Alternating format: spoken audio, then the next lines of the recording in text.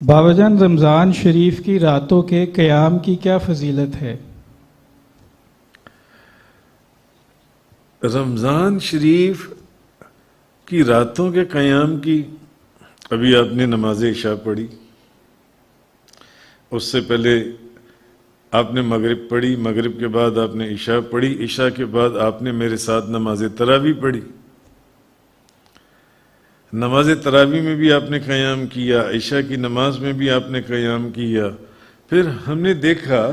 کہ ابھی عشاء کی نماز پڑھنے کے بعد غالباً نماز تراویح پڑھنے کے بعد بھی چند ایک دوست یہ میرے خیال نفل پڑھ رہے تھے، شاید نفل پر نفل پڑھے جا رہے تھے۔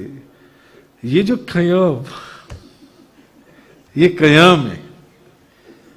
رمضان کی راتوں کے قیام۔ سوال بڑا اچھا ہے کہ رمضان کی راتوں کے قیام کی کیا فضیلت ہے۔ تو جنہوں نے قیام کیے جب وہ اس کا جواب سنیں گے تو ان کا دل خوش ہو جائے گا، ان کی آنکھیں ٹھنڈی ہوں گی، کیونکہ ان کو اللہ تعالیٰ نے اپنی رحمت اور برکت کے لیے چن لیا، انعام کے لیے چن لیا۔ اللہ تعالیٰ نے ان کو حدیث سنی، بخاری شریف کی حدیث ہے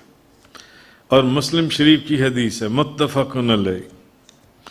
حضرت ابو ہریرہ رضی اللہ تعالی عنہ فرماتی ہیں کہ نبی کریم صلی اللہ علیہ وسلم نے فرمایا، یعنی جس شخص نے ایمان کی حالت میں ثواب کی نیت سے رمضان کا روزہ رکھا، اس کے پچھلے سارے گناہ معاف کر دیے جائیں گے، سارے گناہ معاف۔ اور ہمارا تو ایمان ہے کہ نبی کریم صلی اللہ علیہ وسلم کی زبان مبارک سے جو نکلا وہ بے مثل بے مثال زبان ہے، اس سے جو نکلا وہ اٹل ہے۔ دنیا کا نظام بدل سکتا ہے، حضور کا فرمان؟ تو نبی کریم صلی اللہ علیہ وسلم نے فرمایا یہ انعام نہیں ہے، یہ رحمت نہیں ہے، یہ برکت نہیں ہے، یہ فضیلت نہیں ہے کہ حضور نے فرمایا کہ جس شخص نے ایمان کی حالت میں ثواب کی نیت سے رمضان کا روزہ رکھا، اس کے پچھلے گناہ بخش دیے جائیں گے، اس کے پچھلے گناہ معاف کر دیے گے۔ اب یہ تو روزہ تھا، سوال ان کا ہے کہ راتوں کے قیام کی کیا فضیلت ہے، رات کے قیام کی۔ اب جیسے کہ ابھی آپ لوگوں نے قیام کیا، چلیں یہ تو قیام جو انسا ہے یہ تو رمضان المبارک کے قیام کی بات ہو رہی ہے۔ جیسے کل یا پرسوں کے بیان میں ایک بات گزری تھی کہ کسی نے ایک بزرگ سے پوچھا کہ حضور یہ بتائیں کہ لیلۃ القدر کی رات کون سی ہے جو 1000 مہینے سے افضل رات ہے؟ انہوں نے کہا اہل محبت لوگوں کے لیے سال کی ہر رات ہی لیلۃ القدر کی رات ہے، خاص لوگوں کے لیے، حضور داتا گنج بخش کے لیے، بابا فرید الدین گنج شکر کے لیے، امام ربانی مجدد الفسانی شیخ احمد سرہندی، خواجہ خواجگان بہاؤالدین نقش بند، خواجہ محمد عمر شہاب الدین سہروردی، پیرانی پیر،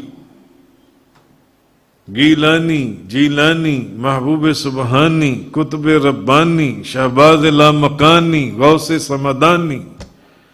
قندیل نورانی، شان سلیمانی، تفسیر قرآنی، لال بدخشانی، شیخ عبد القادر جیلانی،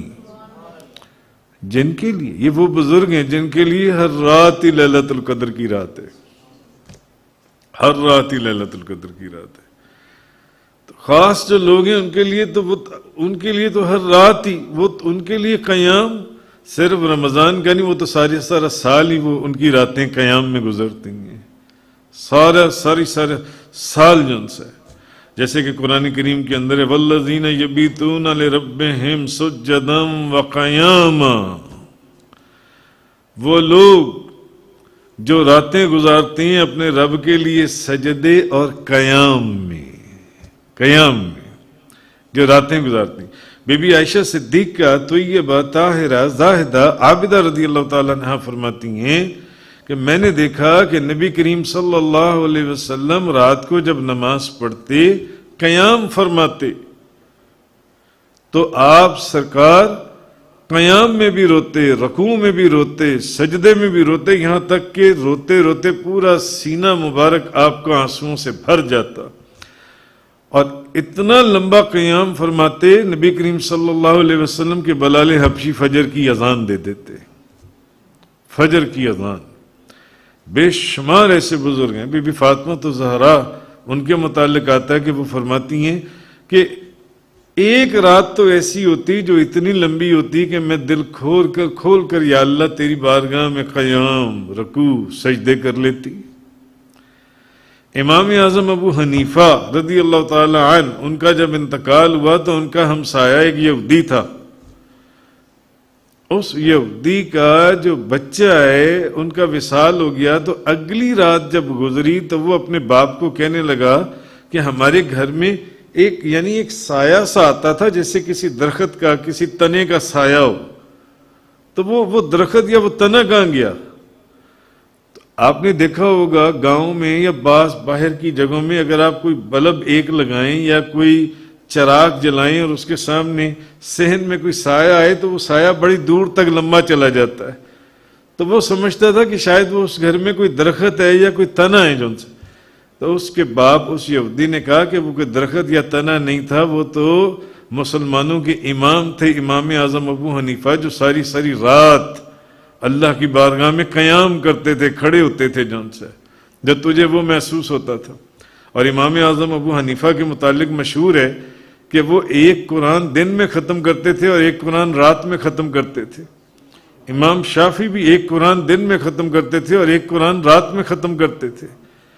تو جو اہل نظر، اہل محبت، اہل اللہ ہیں، ان کی تو ہر رات ہی قیام کے اندر گزرتی ہے۔ بہرحال اس حدیث کا جو اگلے نبی کریم صلی اللہ علیہ وسلم آگے آپ نے فرمایا کہ جس نے ایمان کی حالت میں، آپ نے ابھی عشاء کی نماز پڑھی، نماز تراویح پڑھی، اشارہ نماز تراویح، کیونکہ اصل تو نماز تراویح رمضان المبارک میں ادا کی جاتی ہے نا، 20 رکعت جو نماز تراویح پڑھی جاتی ہے، تو آپ نے قیام کیا میرے ساتھ، ابھی آپ نے نماز تراویح پڑھی عشاء کی نماز کے ساتھ جن سے، تو نبی کریم صلی اللہ علیہ وسلم نے فرمایا کہ جس نے ایمان کی حالت میں ثواب کی نیت سے رمضان کی راتوں میں قیام کیا، اس کے بھی پچھلے سارے گناہ بخش دیے گئے، سارے گناہ بخش دیے گئے، سارے گناہ جن سے